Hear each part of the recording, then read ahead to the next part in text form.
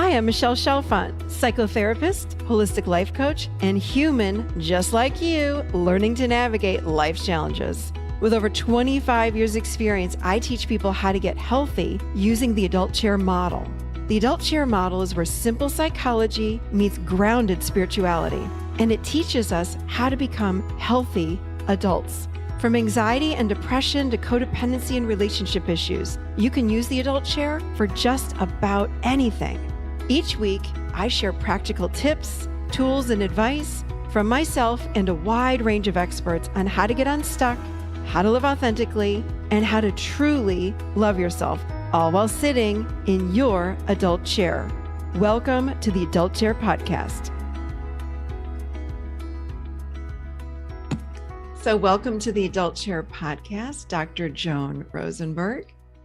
Thank you so much. I'm thrilled to be here. Thank you. Yeah, as I was just sharing with you, it's such an honor to have you on. You're someone that I've actually followed for many, many years, as I am someone that is passionate about not only feeling my own emotions, but also with clients and with all of the people that I work with in the membership and in my certification program. We need to learn as humans how to feel our emotions, and we're not good at it. So I would agree with you. Yeah. So it's like so thrilling to have you on the show. I would love to start out with, I love to hear a little bit about your story and how did you get here? How did you become passionate about your work and what you're doing today? Well, it goes back to my childhood. Doesn't everything? Yeah, but at least I'm willing to kind of put it out there. Yeah. I started out as a shy, introverted, probably exquisitely sensitive young kid, and also had the experience of feeling like I didn't fit in, didn't belong, and getting bullied and all those kinds of things doesn't make for a great combination. And I would consistently look over at my peers and see them kind of laughing together and the sense of belonging, and they'd go out and pursue things. And so the first thing I was left with is it's like I wanted what they had, or what I perceived that they had, and for me that was confidence.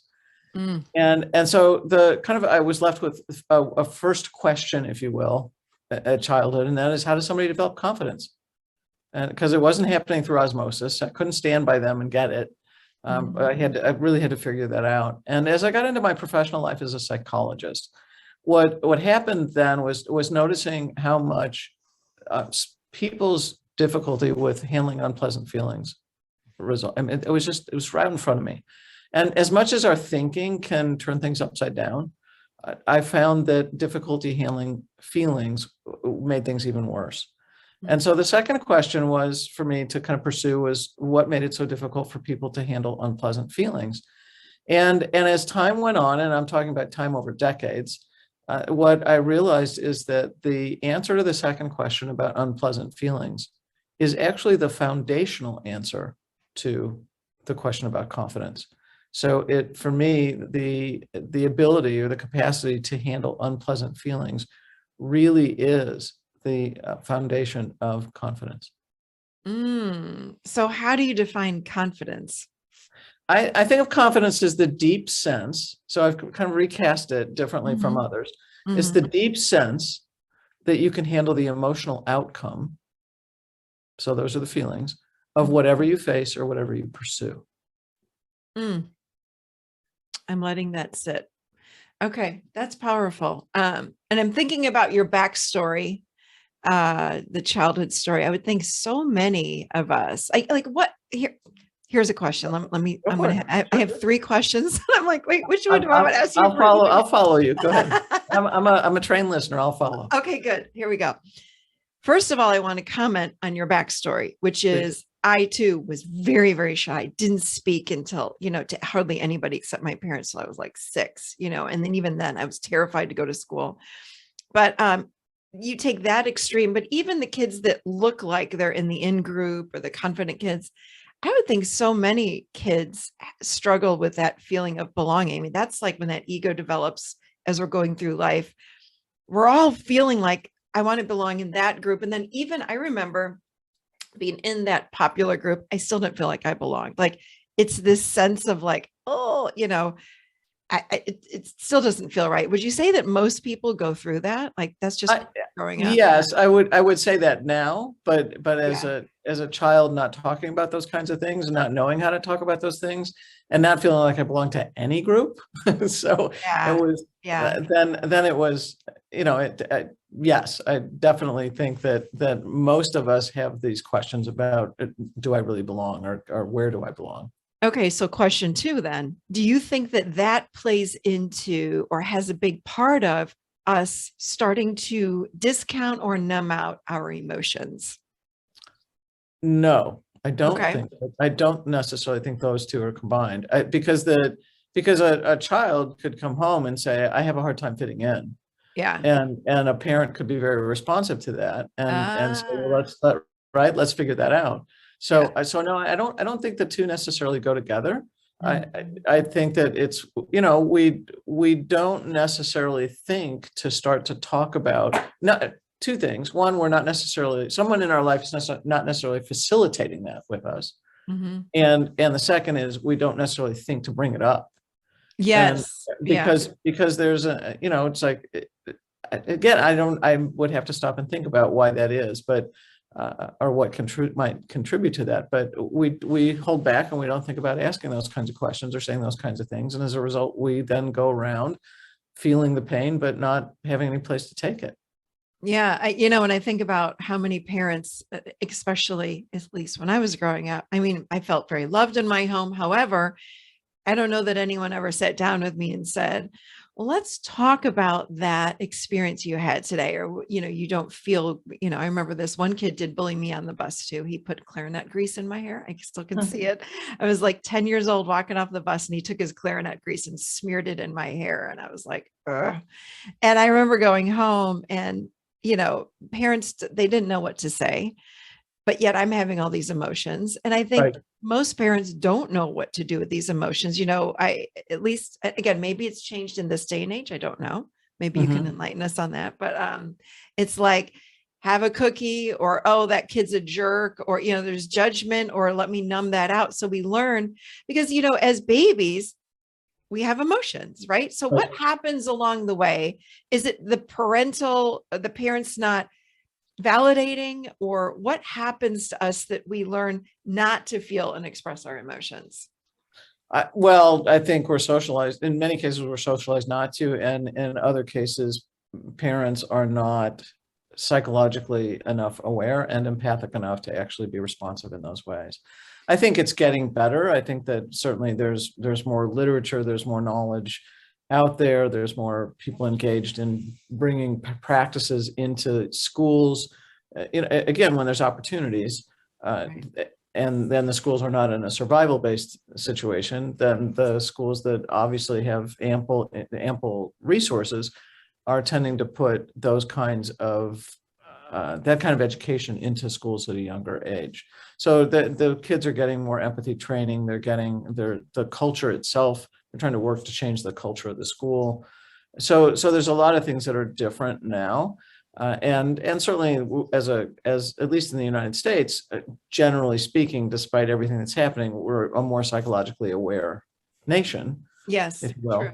True. And so there's more things that are out in the broad knowledge base, if you will. Yeah. So people pursuing their own growth and et cetera. So I think we're leaning in the right direction, but it needs to be formalized in a particular way. And the truth is that parents have to do their own work. And if they, Amen. Amen. Yes, we can't okay, help we can't help our kids if we have all this wounding, or we're projecting, or we're triggered by what's going on with our kids. Yes. And my next question was like, okay, what would you say to if there are parents listening and they're yes, thinking, oh God, I want to be able to make sure that I am helping my children feel their emotions. right. I know what I'd say. I'd like to know what you would say to that though. Yeah. I would say something similar. I would say, or I'm guessing I would say something similar to you, but parents have to do their own work. Yeah. And And they got to learn how to feel their own emotions. I mean, yes, and yes, they do. So and we're socialized to the other direction of it is we're also socialized. How much in the media it's like go shop, go eat, go watch sex, go watch porn, go have sex, go watch porn. The list, go use this drug or that. I mean, how much is that in our culture as distractions? So we're socialized to disconnect and distract. It's so true. You know, I met a new person in my neighborhood. It was months ago, actually. And I walk every day. So I'd seen her when I was walking. I was like, oh, she's so sweet. And we sit and chit chat. And then one day I was walking and she said to me, hey, how's your day? I go, oh my gosh, I've had the longest day. I just, whatever I said to her, I'd been writing all day and 4 podcasts and, writing this online class and all this stuff. I've had a long day. I'm worn out. And she said, this is our typical, so many people say this to me, you need to come over and have a bottle of wine with me. Mm-hmm. Right? Like, isn't that that's such a typical, oh, well, it sounds like you need a drink.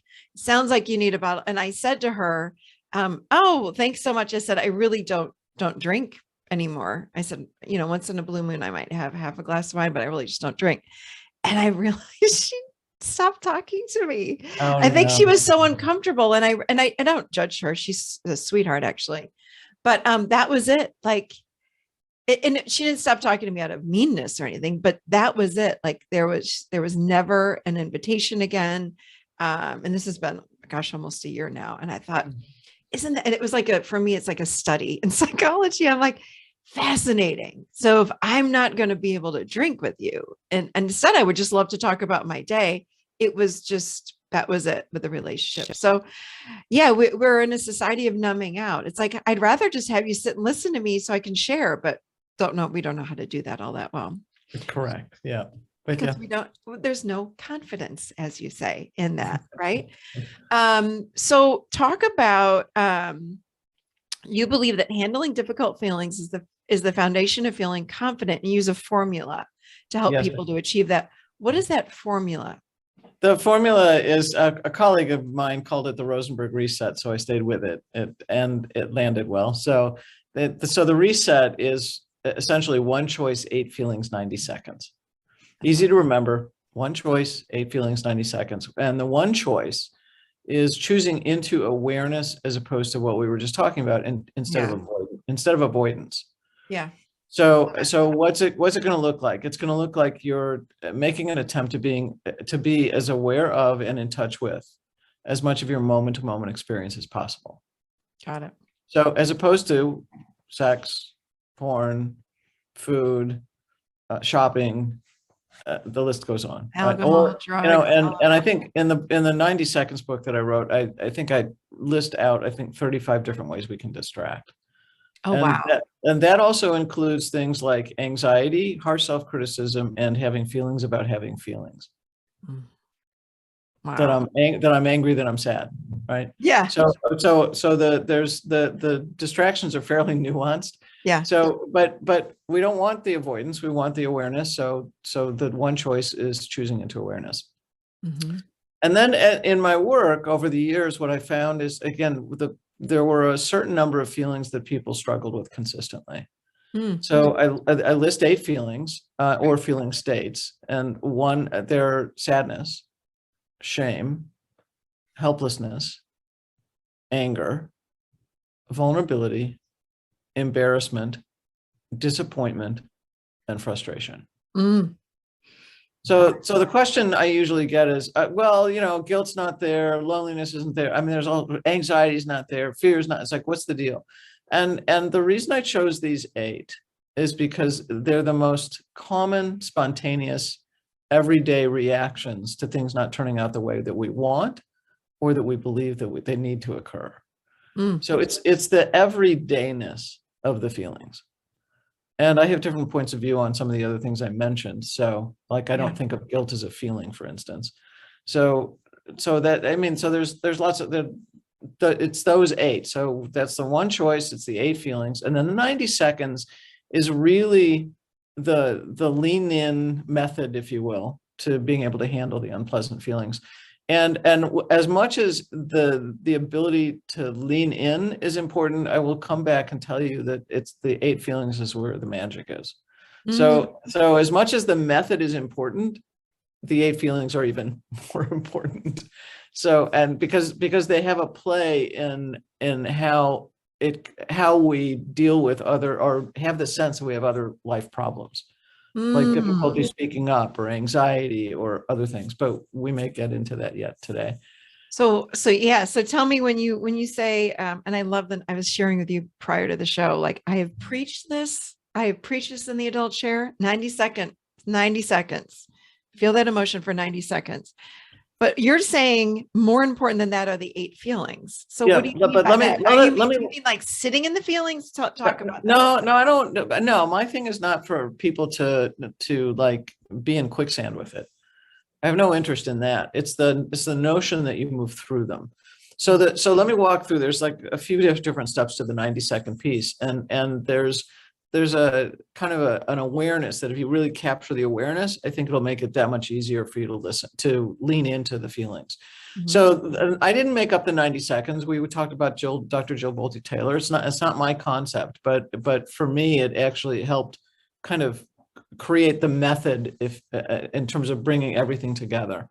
And so what's the thing that we ought to know? One is that we're one interconnected whole. So what does that mean? It means that the brain is always feeding information to the body, and the body is always feeding information to the brain. So we're not this separate head and body thing, right? Or you can think of us as a body-mind or mind-body or however you want to do it, but that we're one interconnected whole. The second really important thing to understand is that along with that is that most of us come to know what we're feeling emotionally through bodily sensation. Now, and this is a super important concept. So what does that mean? That means if I am embarrassed, that I would be feeling the heat, if you will, of embarrassment, probably coming up through the upper torso into my neck and face, and you would see the redness or the flush on my face, but I'd be feeling the heat of the bodily sensation. And we have bodily sensations that are associated with most of our other feelings, pleasant and unpleasant. The third part then is to understand, using Dr. Bolte Taylor's concept, is that when a feeling gets triggered, then there's a rush of biochemicals into the bloodstream that actually activate those bodily sensations. And they flush out of the bloodstream in an upper limit of roughly 90 seconds. So what I like to say here is that, again, and most feelings don't last 90 seconds. They actually are shorter in length. And so that's the good news. And most people will go, well, I can do 90 seconds. It's like, okay, great. Now you can lean into it. So the idea then is that you want to be able to see yourself or experience yourself as being able to ride one or more, and I'm going to emphasize the more, one or more short-lived bodily sensation waves. And if you can ride these short-lived bodily sensation waves, then you can lean into unpleasant feelings. Now, here's the magic in it, though, Michelle. And that is that what I realized was that it wasn't that we didn't want to feel the whole range of what we felt. It's that we didn't want to feel the bodily sensation that helped us know what we felt. No way.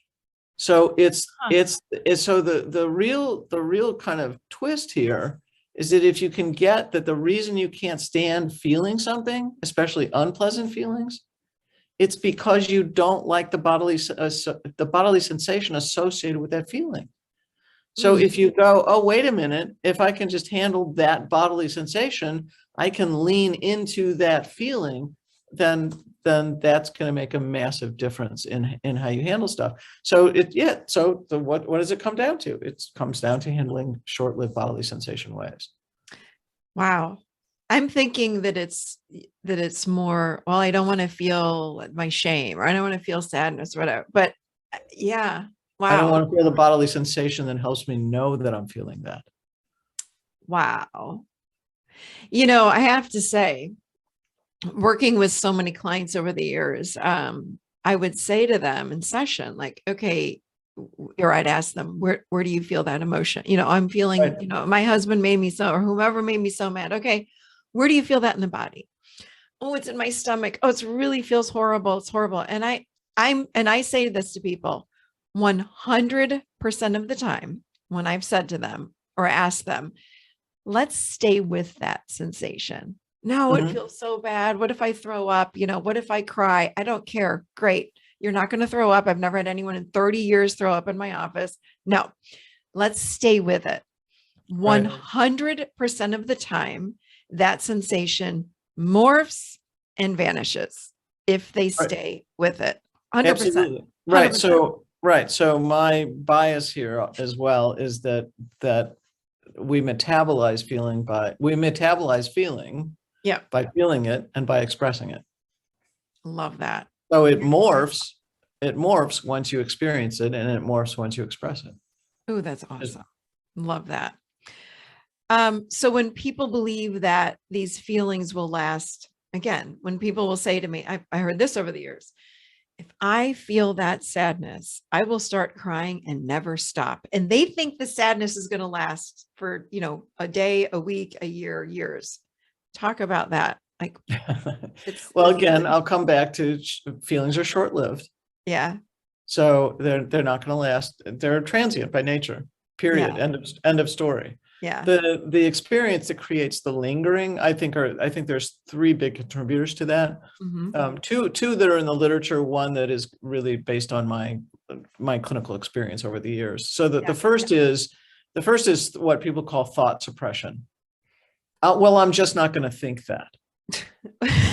Yeah, because that really doesn't work. So if I ask you not to think of a zebra that has green and yellow stripes, then you have to think about the thing to try not to think about it. Paradoxical does not work. Sorry. No, I right. agree. So thought suppression, the attempt of trying not to think about something will create that. The second is that when you recall an experience or a memory or a given thought, then whatever is associated with that, the experience, the thought, or the memory, so feelings, meaning, so that includes feelings, is that what ends up happening is that you're going to pull up everything that's associated with that memory or that experience. Mm. So feelings come right along. So the more you think about whatever it is, the more repetition there is to that, the more you keep on bringing the same approximate feeling you had with it. And so it has the quality of lingering. So probably the most common experience is when breakups occur. Mm. Right. So think about it. Somebody, well, what's he doing or what's she doing now? But you're looping over and over and over those kinds of things. So now it feels like the feeling's just lasting. Yeah. So the second is this notion of the repetition of thought, memory, or experience. And then the third for me is harsh self-criticism. Mm. I think when people engage in really harsh self-criticism or negative self-talk, that what it's doing is actually continually bringing up the unpleasant feeling that I believe is underneath that. So I'm not a big fan of harsh self-criticism for so many reasons, but I also see harsh self-criticism as a distraction from unpleasant feeling. Yep. And that's all it is. Yep. Really. So what ends up happening is if you're a person that engages in a lot of harsh self-criticism, then you're going to keep on activating the unpleasant feelings underneath. Then it's going to feel that it all lingers. Yep. So those are the three reasons that I love it. Thanks for validating me. Oh, you don't even know what my truth is with this adult chair, but I have to tell you something that I say to people, I've said for years. If you want to stop ruminating, or if you want to stop your ruminating thoughts, you have to feel the emotion that's underneath the rumination.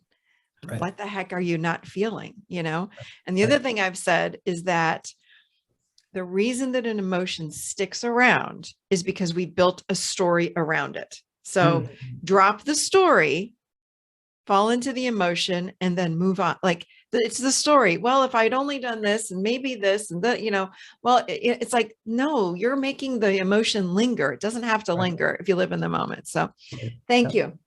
Of course. I feel validated right now. My pleasure. I'm glad I could be here to do this. So you talk about, how does someone build confidence? How do we do that?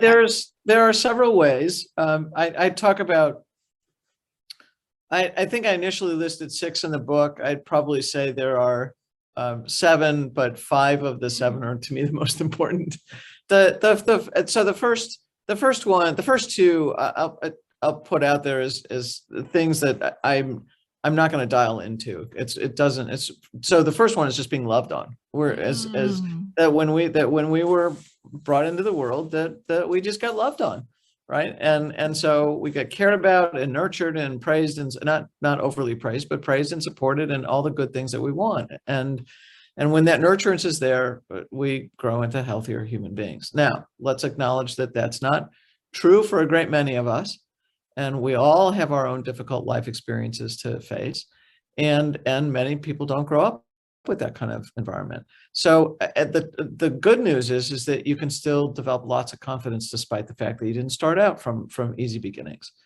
So the second one is that you develop an area of expertise, but not an area of expertise that's shared. You just do it for your own delight. Mm-hmm. And I think that, somebody that has all the baseball statistics, right? Or knows everything about weaving, or it doesn't matter what it is, right? It's just that you've developed that, or they're the phenomenal piano player and they just enjoy doing that for themselves, right? And so that there's this area of expertise, but it doesn't get shared in the world. But the next 4 or 5 to me really are the what I would say the foundational pieces. So the first one is to be able to experience and move through unpleasant feelings. So that takes us right back to the 8 feelings. So the first foundational layer is that you have the capacity to experience and move through and ultimately express the 8 unpleasant feelings, or the whole range of what we feel. That's a better way to say it, the whole range of what we feel, pleasant and unpleasant. So that's the first. The second is speaking up. That someone has the experience that they can speak with ease.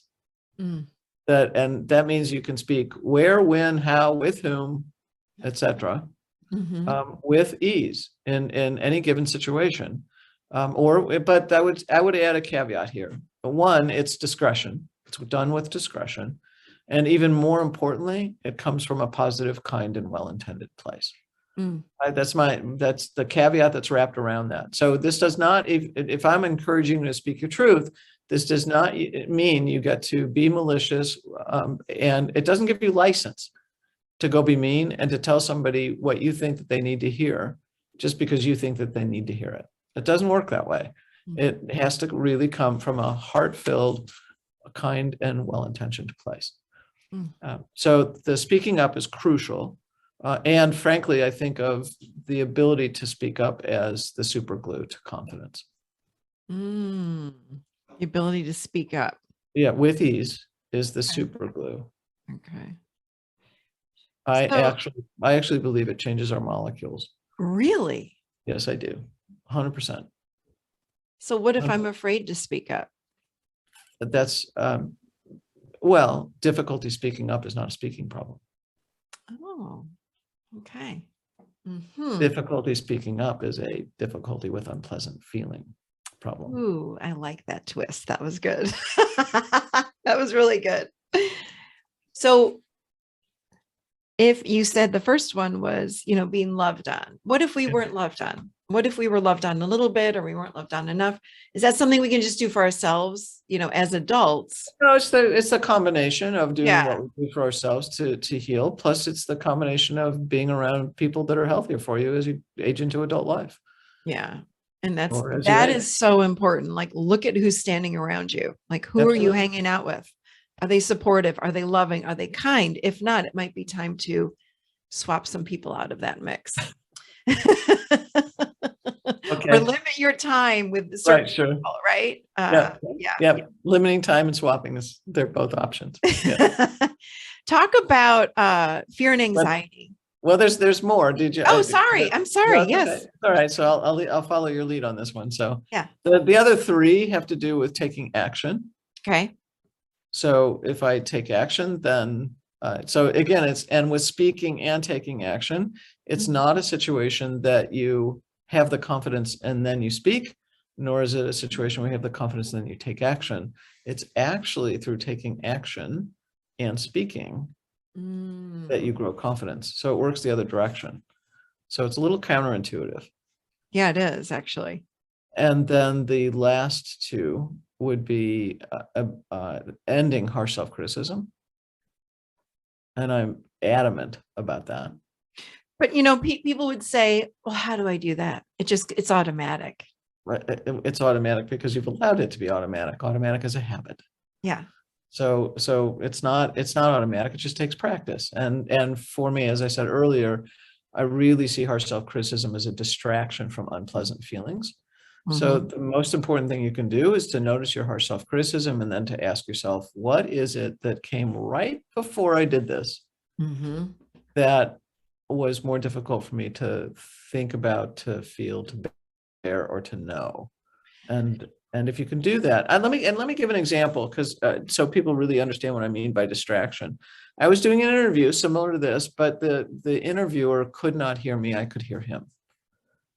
And this went on for a few minutes. So, and I'm watching him get frustrated. He's starting to work on the computer and find out what can I fix here. Then I watch him crawling underneath the desk, right? I'm going to start pulling cords, and you can get the picture with that. And I hear him say, I'm so embarrassed. And then without missing a beat, out of his mouth came, I'm so stupid, I'm such an idiot. Now, so for me, harsh self-criticism is a thought hijack of unpleasant feelings. So there's the thought hijack. He was embarrassed, but could he have just stayed with the embarrassment, let it be? Yes. Nope, didn't last that way. It didn't go that way. Instead, it was, I'm such an idiot, I'm so stupid, right? So there's the thought hijack right there. And that's how quickly it happens for all of us. Yeah, it's automatic almost, right? Right. But you have to be conscious, you have to catch yourself, and then you have to go, what was the unpleasant feeling that preceded this? And if I may add to this, if I may add to this, and if it slips out of your mouth, then say to yourself, whoops, what did I just say? That's not true. I'm not an idiot. Like almost like taking it back or softening it in some way because I'm thinking about people, including myself, that might say, oh my God, I'm such an idiot. Why did I do that? But what I'm really mindful of, and I find that I'm all about awareness as well, but also like living in that moment and living, when we're in the adult chair, we're more conscious, I'm in that present moment awareness state. But if I'm living in the past or the future, I'm not able to do that. I'm not able to have those thoughts that come in and go, whoops, wait a minute. What did I just say to myself? Michelle, come on. So people have to slow down. And when we feel ourselves getting so anxious, when we feel ourselves with the embarrassment or whatever, one of those 8 emotions, that's an indicator to slow down. And I think what happens is that ego kicks in and we start going faster, faster, faster. So then we start, the inner critic comes in, we start judging ourselves, etc. So slow down, get present. And I love that you say it's a habit. I say the same thing, like all is just habits. Like it's habitual thinking. You can change it. We can all change these things. So, okay. So, and then the last one is absorbing compliments. Yes. We could collaborate, I guess. I just want to high five you. Because yes, and I use the terminology like, can we let that land, please? Because people don't hear them. They're boop, gone. Oh, thanks so much. No. Let it land. Like absorb what that person just said. Why are we so bad at that? We're not good at that. I think we're socialized to not take them in. But I also don't think people talk about them and they don't realize how important they are. Why are they important? Well, first of all, it's understanding what it is. So I think of a compliment as a reflection of you back to you. Ooh, can you say that again? Hold on. Yeah. Wait, I want to let that land. Yeah, you got to let it land. Wait, hold on. Say that again. A compliment is a reflection of you back to you. Oh, that almost brings me to tears. Like I literally have some tears. That's powerful. But so let me Oh, I walk. love that. Let me And walk and you I- and I through it. yeah, I just think about how much we discount that. Like, oh, I love your outfit. Oh, I got it at Target. Or oh, this old thing. Or oh, I love that you did that for me. Thank you. And we go, oh, it's no big deal. Like, it's like we're swatting it away like a fly almost. Like, ugh. Okay. Right, right. Yeah. So it's think of it this way. A compliment does not come, actually, it doesn't come out of the thin air. It doesn't come from a vacuum or out of the blue, right? No such thing. A compliment comes out of an experience with you or of you. Mm, So it's like a mirror being held back to you to say, here's how I experience you, love this. right? Yeah. And so if someone doesn't take it in, they're dismissing not only the reality of the other person, they're dismissing their own reality. Oh my God. This is like, I need the emoji of the mind blow. This is so good. Thank you. Love And this. Ooh, and kidding me. This is great. and what ends up happening then is that, so now you're discounting two people's reality, your own and the other person's. Mm. And then you never get the benefit of the compliment. So what ends up happening when you allow yourself to take compliments in is that it updates and up levels your sense of self and self-image. So if you never take compliments in, then you're never allowing yourself to see yourself or experience yourself in a different light. Oh, wow. And so people, and I'm not a big fan of the phrase, nor do I believe in it at all, but people will often use this idea of imposter phenomenon. I'm sorry, imposter syndrome. Yeah. Yeah. And I don't buy it for a moment, really. I mean, the only time it's relevant is when someone is starting out in something, but it's also not a syndrome. It's just what they called it, a phenomenon. Mhm. And so, but part of what contributes to that is the failure to take in compliments, right? So I'm never allowing myself to update my sense of who I am. I'm literally speechless right now. That I'm never speechless. I grew up not speaking, and then once I started, I never shut up. So I'm a little bit speechless. This is phenomenal. Like my brain is literally like, I feel like I'm having a rewire happen right now. Like, wow. I've stressed a lot the importance of taking in a compliment, but what you just gave was this whole other reason why. It's crucial, actually. It's crucial. I think that, Wow. and so when I think of Oh, developing that's so good. confidence, for me, that's the compliment piece. No, nobody talks about it, and it really is kind of icing on the cake. Actually, I shouldn't even say that. It's important. It's very, very important. Well, it's a Because rewiring. It's like, wait, you just said something about building self-esteem, or did I make that up, or self-worth? It's like you're building up this you're inner sense. updating your sense of self and self-image. Yeah. So I'm thinking of people that might have lower self-esteem or lower self-worth, or don't know who they are, or identity issues. When you start taking in those compliments. Particular light, or you would say important. And what? We lost a little bit of link there. Yeah, I just lost that. If you never allow yourself to take them in, Mhm. then you never have the opportunity to really experience yourself in a much more positive way, and really update a sense of who you are. God, so good. There's another piece that goes to the other is that I think when you do allow them to come in, what you start to realize, Michelle, is that you find out that you are who you either you are becoming, or you are who you most want to be. Can I drop the mic? Yes. This is freaking phenomenal. I love this. Thank you. Wow. I can't wait to hear this again. I'm going to go back and listen to this part. I mean, I'm going to listen to the whole thing, but this part, holy moly. I just think about people that feel stuck or lost or don't know who they are. I think about myself. I was codependent for so long. And I know the work that I do with others now is about rebuilding identity. Like, who am I? And this is like such an important part. Like, Crucial. important because we don't see ourselves when when we have codependency. I didn't know who that guy was. I could tell you who you were. I didn't know who I was though. Right. And I did so much like self work on rebuilding of self and identity. And so shall I add one more piece to this? I don't know if I can handle it, Joan. I'm not going to lie. That's up to you. I won't deliver it if you don't want it. Go ahead. Thank God I'm sitting down. Go ahead. Okay.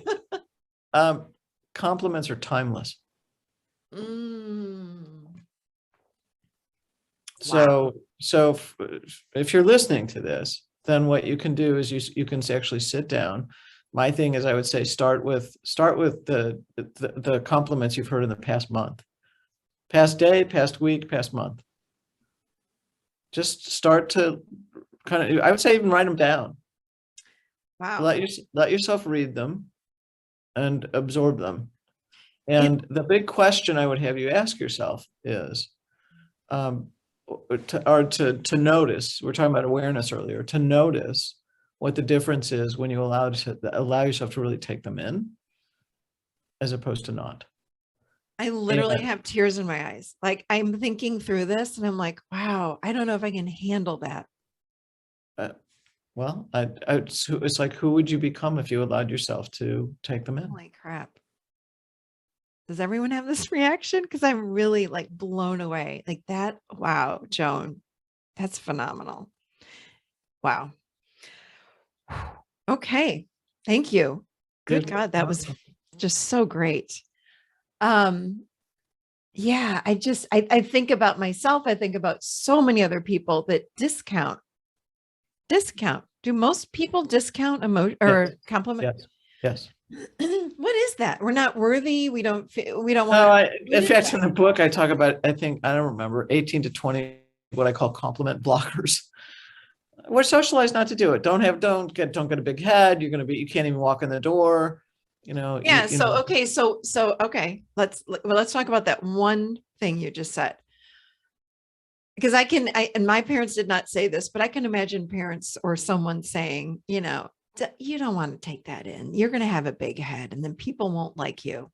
Right. What do you say to that? That's easy. For me, because I so strongly believe how important they are. I want people to take them in. Here's Michelle, I'm glad you're sitting down. Because somebody that comes across as and is telling you how important they are repeatedly, if I say I'm really good at this, or I like myself or whatever, and I tell you once or twice, totally fine. Yeah. Well, people hear that in a great way. When somebody has to tell you 17 times how great they are, they're not feeling great. No. So what looks like arrogance is insecurity. Ooh. What looks like arrogance is just the opposite of that.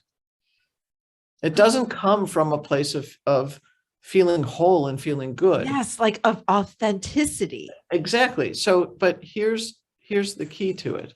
Oh God. Here's the key to it. People who feel that goodness and really take in the compliments, they don't have to tell you anything about how good they are. They live good. Ooh. They just live good and they live the good. What is live good? Their kindness, their warmth, it just oozes out of them. And they don't have to tell you anything about how great they are. You experience what they have to give in the world and they don't have to say a word about it.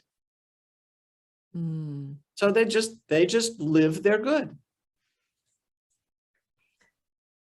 Joan, I am speechless yet again. I'm trying to absorb all this. I'm like, damn, that's so freaking good. Oh my God. Wow.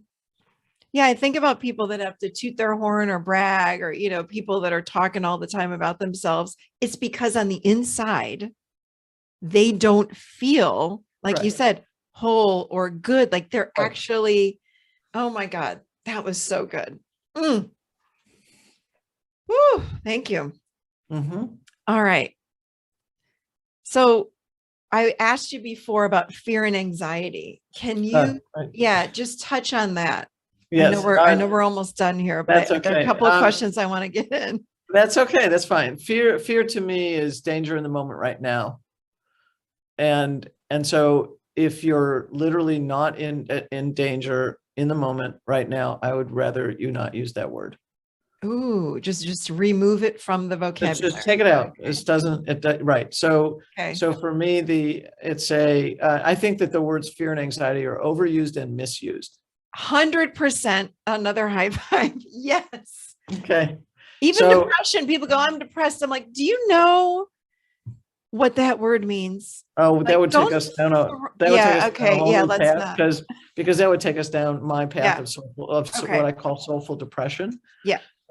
Okay. And which is not to me real depression. I It's might just, be inviting you back on, Joan. I'd be happy to join. So Okay, but talk about, okay, so I like this. so Anxiety. Okay.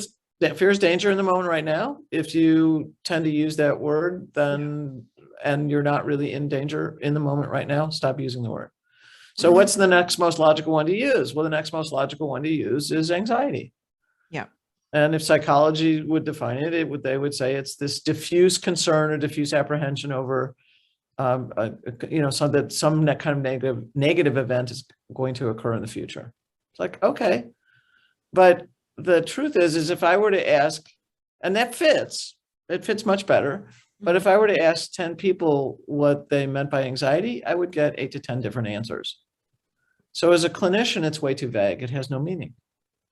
And what I found is that it either is the description of somebody feeling vulnerable, which is one of the 8, Mm-hmm. or it's not that at all. And it happens to be the use of anxiety just keeps the experience vague within us. And then we don't have to deal with the other 7 feelings. So my experience of anxiety is that it's a cover for the 8 unpleasant feelings. Oh my God. I'm So going to I drop the don't, mic again. so anybody that uses anxiety around me gets corrected or invited, I guess, to no longer use that. Any clients that I work with over time will understand that I don't really believe in it. And do we have the physiological experience of it? Yes, we do. I'm not going to take any of that away around fear or anxiety. And frankly, if you're in danger, I want you to have fear because that's your fight and flight response. 100%. So We need to have fear. It's a good emotion. If I'm yeah, walking through the parking lot alone and it's 10 o'clock at night and I'm by myself, I hope I have fear and I'm exactly. cautious and I'm looking around. Okay, Joan, Yes, may I share with you my definition of anxiety in the adult chair? please. Okay. Anxiety is the physical manifestation of unfelt emotions. There we go. Awesome. Yeah, because think about it. Like you said, if you asked 8 people what anxiety is, you'd have 8 different answers, right? And I found that in my practice over all these years, I'm like, okay, client would come in, I have anxiety. And I'd say to them, how do you know you have anxiety? How do you know? Well, I walk around, I've got rapid heartbeat. Okay, what's going on? And I'm telling you, when I bring the client down into their emotions, guess what happens to the anxiety? Well, guess what? It goes away. Now, it might be temporary because there's a lot of things going on, and then it might come back. But what we had worked on, or what I used to work on with my clients when I had a practice, was let's bring it down. Let's feel those emotions. And guess what? Over time, anxiety started to dissipate and then eventually go away. Right, exactly. So for me, it's the cover for one or more of the 8 unpleasant feelings. Yep, 100%. Or here's another one. You might like this one too. Oh God, here we go. Be warned. It's the anxiety is unexperienced and unexpressed feeling. Yeah. Yes. It's both. It's both. Yes. Unexperienced and unexpressed. And unexpressed. So do you think there's power in expressing the emotion or just feeling it? There's even more power in expressing. Okay. And when you say expressing it, can expression be yes to other, but what about even journaling it and just getting it? I'm a big fan of journaling or doing those kinds of things. Yeah. Yes. But I will tell you that there's something that happens that's even more important when something is expressed with another human being who can be responsive. Love that. Okay. Awesome. Okay. One more question. Mm-hmm. So many people struggle with letting go of difficult life experiences, right? And you talk about disguised grief. Right. What is disguised grief? Well, this is a longer answer, but so bring me back. So this, because to me this opens up a whole world. Disguised grief is the gap between what we wanted, what we needed, what we felt we deserved, and what we really got. Oh God, Joan. Damn it. That was so good again. Oh, you're frozen on me. Get at the next piece. You just froze. Okay, go ahead. That was freaking awesome again. Okay. Okay. So but so there's more to it. So disguised grief, you can know disguised grief two major ways. So one is through what I call grief signal words. Okay. And the grief signal words are things like bitterness, a longstanding anger, holding grudges, resentment, cynicism, pessimism, sarcasm. So all those different kinds of jealousy, envy, all disguised grief. What about regret? Regret's a little different. Okay. But there can be a genuine experience of, but it's still grief. Yeah, I would think that regret has some sort of link to grief somehow. It does. Wow. It's still, okay. Yeah. So which gets us, so the regret's going to take us to the next spot. Okay. And so I think there's 5 different categories that involve disguised grief. And it's grieving over what we got and didn't deserve. Oh, that's good. Think the bad stuff. Yeah. Chaos, abuse, etc. Yeah. It's grieving over what we deserved and didn't get. Think the good stuff, praise, consistent nurturance, all those kinds of things. It's grieving over what never was. Think of the lost opportunities or no opportunities as we grew up, or just so think about the facts and circumstances of your early life. It's grieving over what is not now. So think about the facts and circumstances of your life as it is, and things that aren't turning out the way you exactly want. And then grieving over what may never be. Wow, that's good. So what do we do if we're sitting here going, that's me, I have 3 of those? Just feel? Are you encouraging us? Well, there's, for me, there's a couple of different things here. There's a whole process and I'm mindful of our time, but there's a whole process that I would take somebody through. So two things. One, it's outlined in my 90 Seconds to a Life You Love book. Okay. The second is that there's a TED Talk. My second TED Talk was it's called Grief: The Pathway to Forgiveness, and this is really it kind of outlines the approach. Perfect. So there's a couple places for people to get access to it. I'm so sorry. The second, but there's that.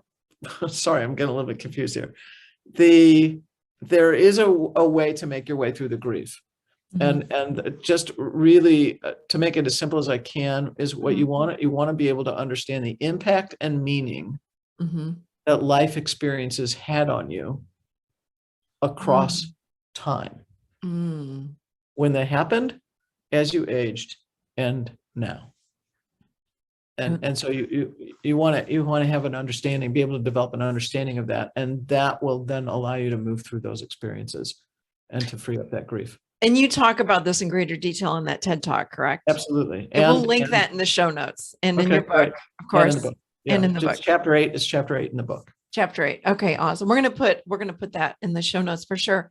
Joan, yes. Honestly, this was phenomenal. Thank you so much. How would people find you? drjoanrosenberg.com or Dr. Joan Rosenberg on all sorts of social media. That's usually the handle. So it might be, yeah, but on Twitter, Instagram, etc. So and my website, drjoanrosenberg.com. Feel free to reach out. Yeah. We'll put that all in the show notes for sure. Awesome. Thank you so much for this enlightening conversation and for blowing my mind so early in the morning. I appreciate that. Of course. As I said earlier, validating me, and I needed that. So to hear you say, yes, I like that. I was like, woo, Joan Rosenberg likes it. Oh, please, come on. I'm letting that land. I'm letting good. That's a sort of a compliment. So I'm letting it absolutely land. Absolutely. We're a simpatico. Yes. Thank you. Thank you so much. But that's also from getting in there and doing the work. Yeah. Those lessons are not easily learned. They take time. I agree. Thank you. So honoring you and that wisdom as well. Thank you. Yeah.